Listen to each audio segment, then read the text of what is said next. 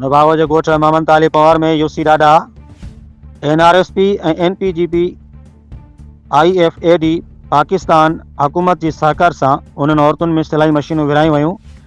जिन 3 महीना सिख्या मुकमल कई।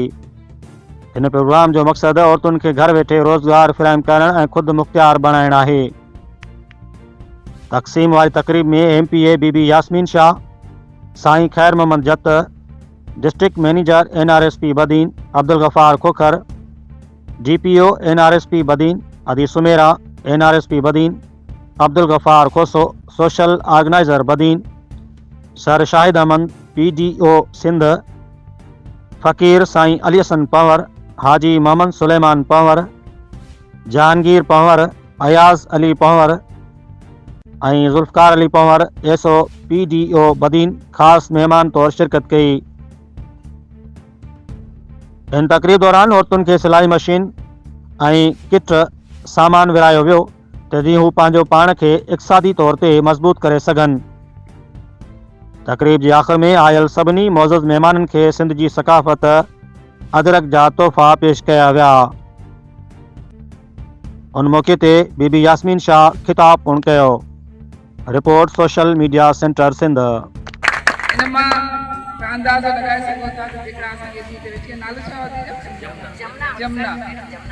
अची जेका हिते वेठी आहे उनजी तक़रीर मां उनजे कॉन्फिडेंस मां जीअं तव्हां ॿुधायो तव्हांखे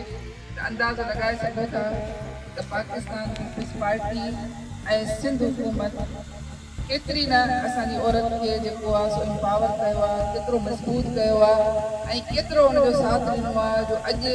असांजी भेण, असांजी अदी, असांजे विच में माइनॉरिटी खे एॾी अहमियत ॾिनी वई आहे। असांजी सीटुनि ते माइनॉरिटी ते असांजी मायूं आहिनि, असांजी लेडीज़ MP आहिनि, सेनेटर आहिनि, स्पीकर आहिनि। मां चवंदा इहा मतिलबु हिकिड़ो वॾे एज़ाज़ जी ॻाल्हि आहे औरत जे लाइ त पाकिस्तान पीपल्स पार्टी जेको आहे, जेका पार्टी बेनज़ीर जी हुई, जेका पार्टी बिलावल भुट्टो साहब जी आहे, जेका पार्टी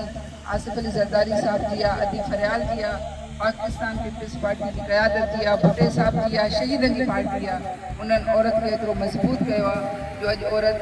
मुंहिंजी सूरत में, तव्हांजी सूरत में, इन अदीन जी सूरत में तव्हांजे साम्हूं असां मौजूदु आहियूं। अॼु यकीन कयो त मूंखे जो आलमी ॾींहुं आहे औरत जो, इहो